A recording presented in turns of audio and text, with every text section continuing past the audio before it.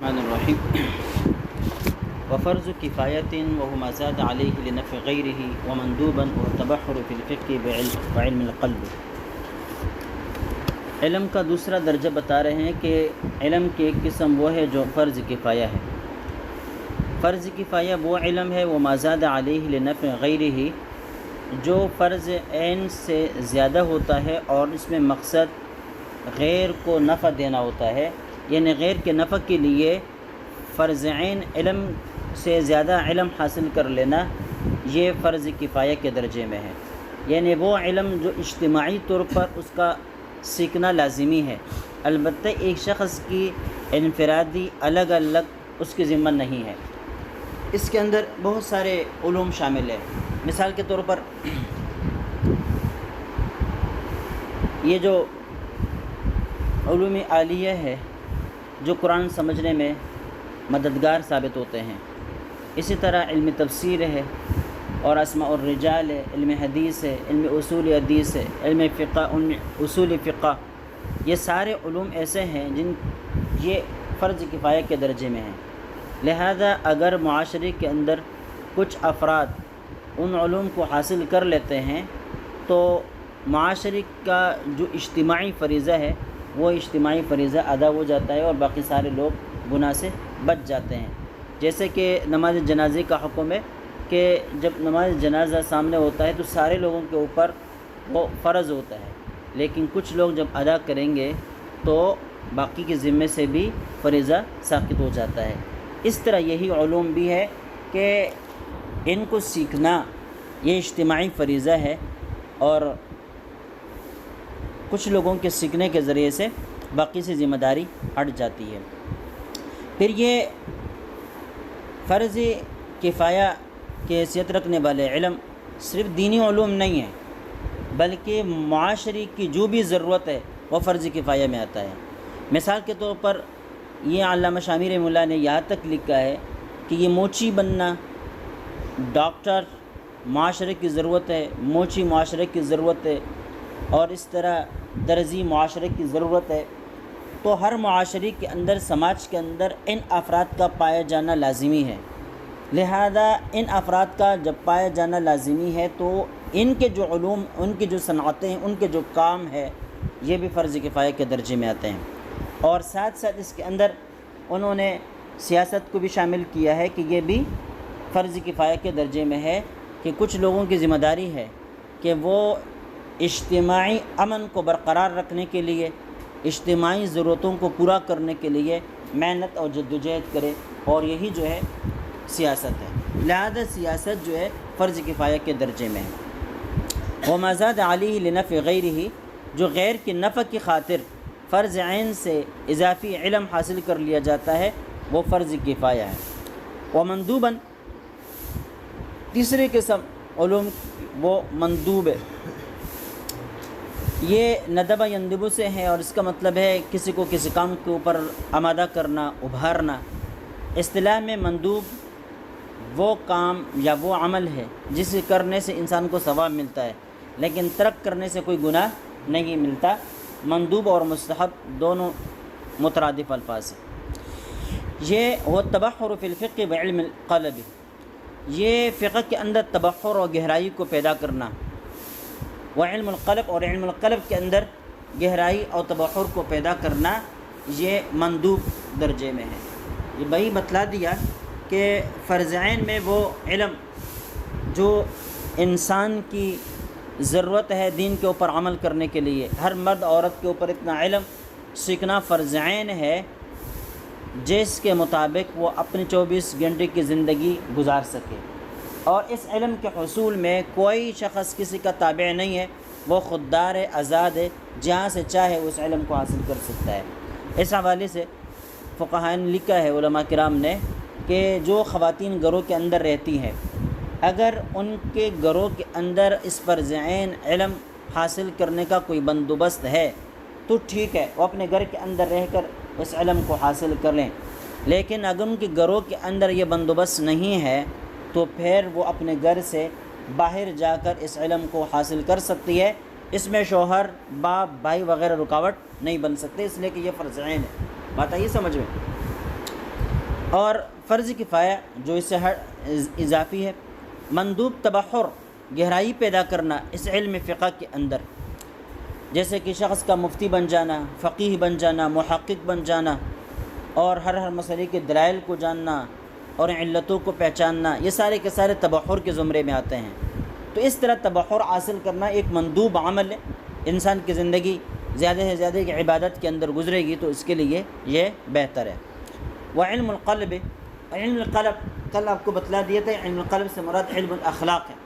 علم اخلاق سے مراد وہ علم ہے جس کے ذریعے سے فضائل کو پہچان کر اس کے حاصل کرنے کے طریقے بھی سیکھے جاتے ہیں، رذائل کو پہچان کر اس سے بچنے کے طریقے بھی سیکھے جاتے ہیں۔ تو اب ایک ہے علم اخلاق یا علم القلب، وہ فرض عین کے ذیل میں گزر چکا کہ وہ فرض عین ہے، جیسے کہ بغض، حسد، کینہ اور عجب، اس کا علم حاصل کرنا ہر انسان کے اوپر فرض عین ہے۔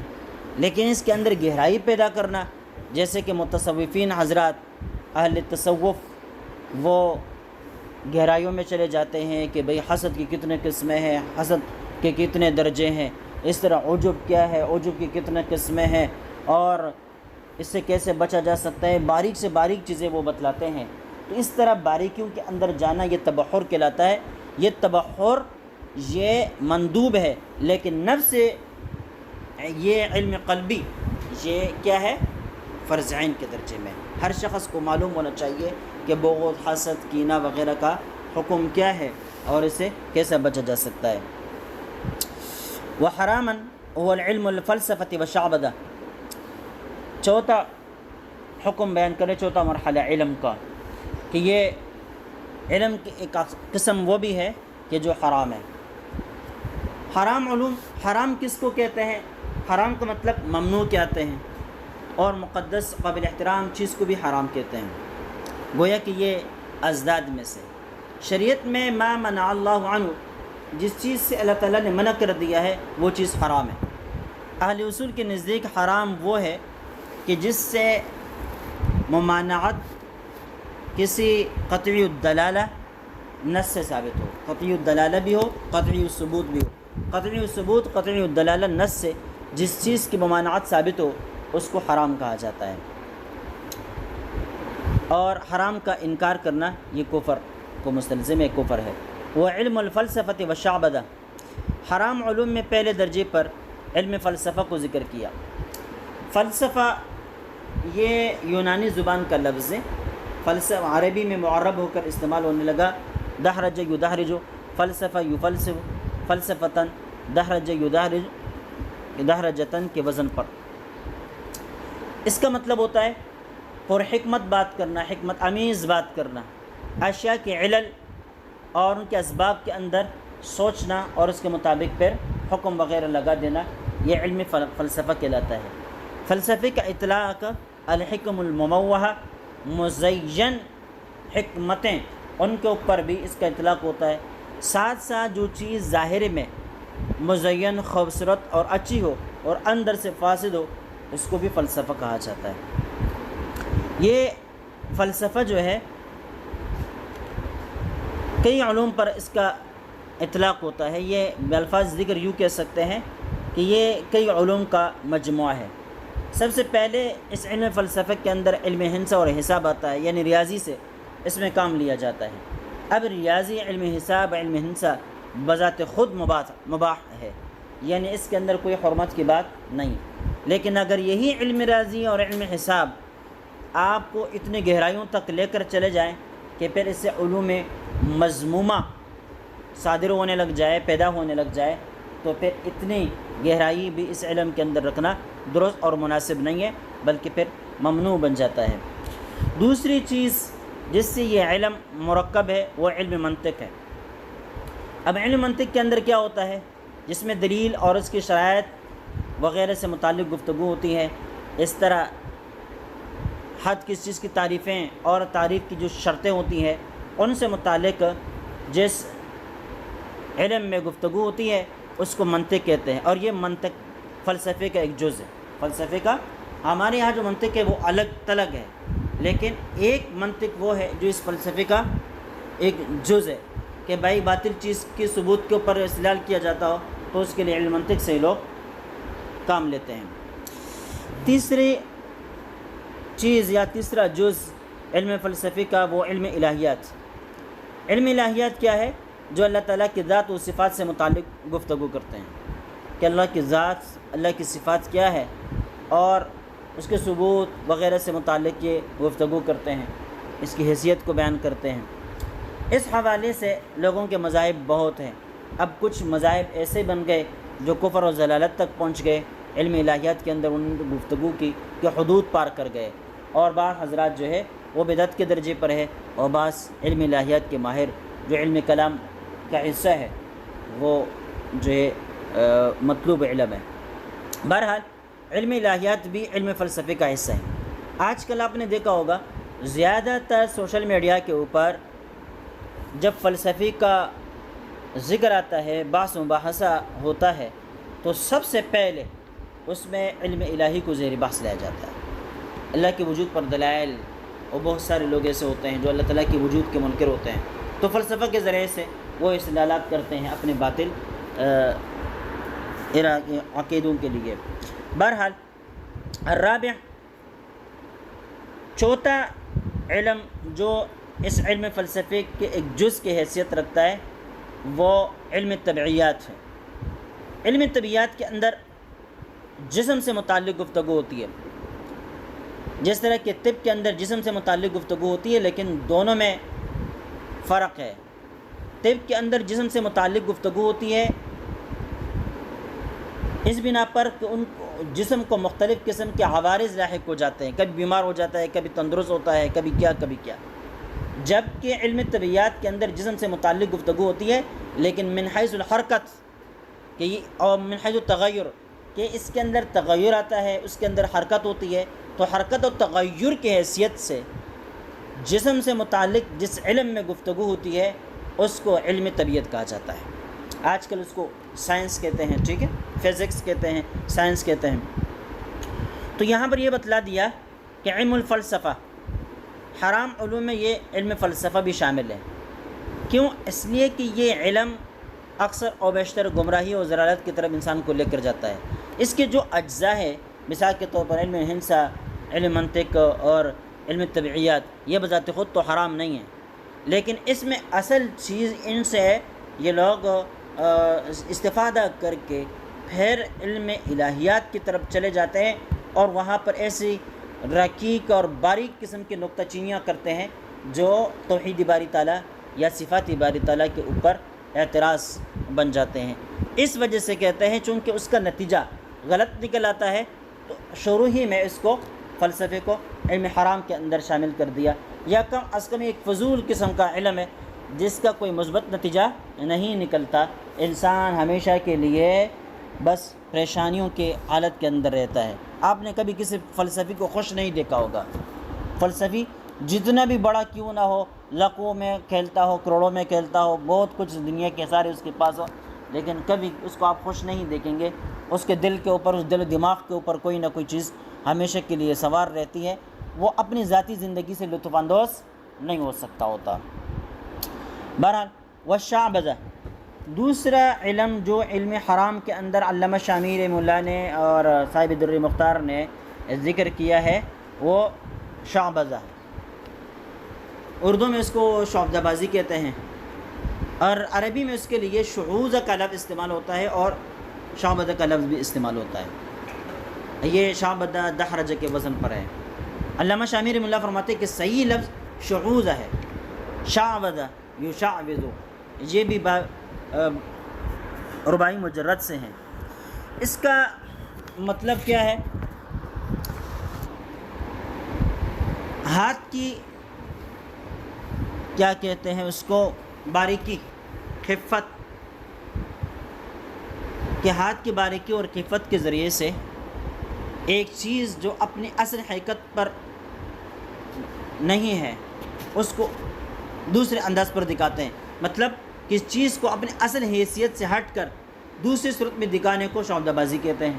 جیسے کہ آپ نے دیکھا ہوگا بعض صورتوں میں یہ بازاروں کے اندر حرقے لگے ہوئے ہوتے ہیں، اور وہ کبھی کسی سے انڈا نکالتے ہیں، کبھی کسی کو مار دیتے ہیں، کبھی کسی کے گلے کے اوپر چھری چلاتے ہیں، اور یہ سارے آپ دیکھ رہے ہوتے کہ چھری چل گئی، خون بہہ گیا، فلاں سے انڈا نکل گیا، اور کیا ہے اخبار کو پیسوں میں بدل دیا، اس سے پیسے بنا دیے وغیرہ وغیرہ، کسی کے ٹوپی گم کر دی، کسی کے جوتے گم کر دیے، اور کسی کے چشمے اڑا دیے۔ اب سارے لوگ دیکھ رہے ہوتے کہ سارے کام ہو گئے، حالانکہ ان میں سے کوئی کام ہوا نہیں ہوتا۔ اس کو کیا کہتے ہیں؟ شعبدہ بازی کہا جاتا ہے، نظر بندی کہا جاتا ہے، اور انگلش میں اس کو ہم ہپناٹزم کہتے ہیں، کہ لوگوں کی جو نظر ہے، سوچ ہے، اس کے اوپر سراسر انداز ہو کر اپنی مرضی کی چیزیں ان کے اندر داخل کر دینا، اپنی مرضی کی چیزیں ان کے اندر داخل کر دینا، کرتے کچھ ہے اور دکھائی دیتے کچھ ہے۔ تو اس علم کو، شعبدہ بازی کو، بعض حضرات نے جادو کا حصہ قرار دے دیا ہے۔ اس وجہ سے بعض حضرات کہتے ہیں کہ یہ جادو ہی کا حصہ ہے اور جادو کی طرح حرام ہے۔ بعض حضرات کہتے ہیں کہ جادو کا حصہ تو نہیں ہے، لیکن جادو کے قریب ہے، لہذا اگر ایسا آدمی اس سے توبہ طائب ہو جاتا ہے، اس کو چھوڑ دیتا ہے تو ٹھیک ہے، ورنہ ایسے آدمی کو پھر اس کی سزا قتل بھی لکھی گئی ہے۔ بہرحال والتنجیم، تنجیم یہ باب تفعیل سے مصدر ہے، اور یہ نجم سے ہے۔ نجم کہتے ہیں ستارے کو، اور علم نجوم اس علم کو کہا جاتا ہے جس کے ذریعے ستاروں کی حالات اور ان کے مختلف تشکلات کے ذریعے عالم سافل کی حالات کے اوپر استدلال کیا جاتا ہے۔ یعنی ستاروں کی حالت کو مد نظر رکھتے ہوئے وہ زمینی حالت کے اوپر استدلال کر کے اس کے بارے میں پیش گوئی کرتے ہیں کہ یہ ہونے والا ہے، وہ ہونے والا ہے۔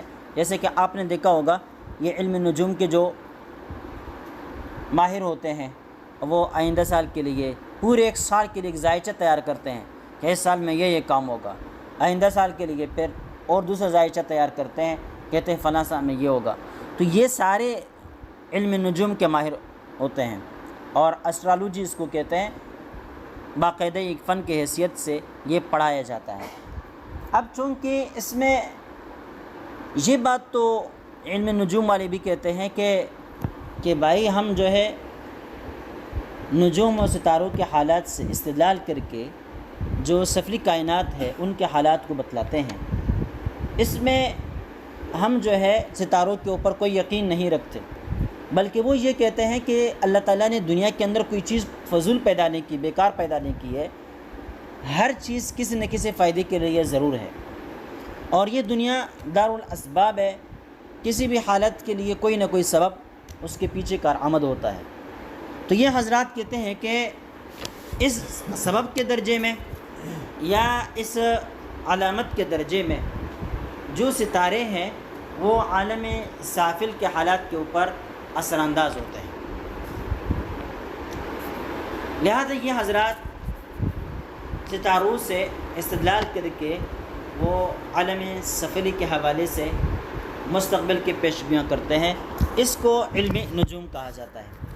اب یہ علم نجوم صاحب در مختار نے تو اس کو حرام علوم کے اندر ذکر کیا ہے، لیکن فقہاء کرام کہتے ہیں کہ بھائی اس کے دو حصے ہیں۔ ایک علم نجوم کا وہ حصہ ہے جو حسابی حصہ کہلاتا ہے، اور یہ شریعت میں اس کی اجازت ہے، بلکہ یہ مطلوب ہے کہ اس کے ذریعے سے جو ہے نماز کے اوقات وغیرہ، جس کو فلکیات کہا جاتا ہے ہمارے یہاں، نماز کے اوقات معلوم کیے جاتے ہیں، اور اس طرح جو ہے زمانے کے حساب و کتاب کا پتہ، تاریخ کا پتہ اس علم کے ذریعے سے چلتا ہے۔ قرآن پاک نے اس کو خود ذکر کیا کہ والشمس والقمر بحسبان، اس علم کی طرف اس میں اشارہ ہے۔